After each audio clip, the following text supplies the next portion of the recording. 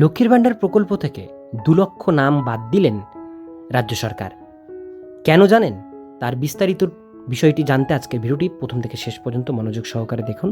চ্যানেলে প্রথমবার হলে সাবস্ক্রাইব করে পাশের বেল আইকনটিকে অবশ্যই বাজিয়ে রাখুন। তো চলুন ভিডিওটিকে শুরু করা যাক।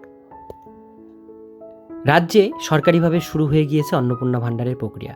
মুখ্যমন্ত্রী শুভেন্দু অধিকারী আগেই স্পষ্ট করে জানিয়ে দিয়েছিলেন, যারা আদতেই যোগ্য শুধুমাত্র তাদেরকেই দেওয়া হবে অন্নপূর্ণা ভাণ্ডারের মাসিক 3,000 টাকা। আর আগে পূর্বতন সরকারের আমলে চালু হওয়া লক্ষ্মীর ভাণ্ডারের প্রাপকদের তালিকা ঝাড়াই বাছাই করছে রাজ্য। সেখানে উঠে এসেছে 30 লক্ষ ভুয়ো নাম। এবার দক্ষিণ 24 পরগনায় লক্ষ্মীর ভাণ্ডার প্রকল্পের তালিকা থেকে বাদ গেল 2 লক্ষ মহিলার নাম। কাদের নাম বাদ দিল সরকার? আগামী মাস থেকে আনুষ্ঠানিকভাবে কার্যকর হয়ে যাবে অন্নপূর্ণা ভাণ্ডার। আর এই বিশেষ প্রকল্প চালু হওয়ার সাথে সাথে বন্ধ হবে আগের সরকারের লক্ষ্মীর ভাণ্ডার প্রকল্প। তবে নতুন প্রকল্পের টাকা প্রাপকদের অ্যাকাউন্টে পাঠানোর আগে লক্ষ্মীর ভাণ্ডার প্রকল্পের প্রাপক তালিকা খতিয়ে দেখা হচ্ছে, আসলে যাতে যোগ্য এবং বৈধ ব্যক্তিদের কাছেই সরাসরি সরকারি টাকা পৌঁছায় সেটা নিশ্চিত করতেই তৎপর প্রশাসন। এহনো আবহে লক্ষ্মীর ভাণ্ডারের তালিকা যাচাই করতে গিয়ে রাজ্যের বহু জেলায় বাদ পড়েছে ভুরি ভুরি ভুয়ো নাম।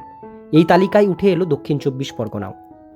সূত্রের খবর, লক্ষ্মীর ভাণ্ডার পাওয়া মহিলাদের তালিকা যাচাই করতে গিয়ে প্রাথমিকভাবে দক্ষিণ 24 পরগনায় 2 লাখ নাম বাদ দেওয়া হয়েছে। তালিকা থেকে ছাঁটাই করার নামগুলোর মধ্যে কেউ কেউ মারা গিয়েছেন, আবার কেউ অন্যত্র বসবাস করেন। কিছু ক্ষেত্রে আবার ভোটার তালিকায় নাম নেই। এদিকে লক্ষ্মীর ভাণ্ডার পাচ্ছিলেন এমন সব মহিলাদের নাম তালিকা থেকে পুরোপুরি বাদ দিয়েছে রাজ্য সরকার। সরকারের নির্দেশের পরই রাজ্যের বিভিন্ন পৌরসভা লক্ষ্মীর ভাণ্ডার প্রকল্পের প্রাপকদের ভেরিফিকেশনের কাজ শুরু হয়েছে।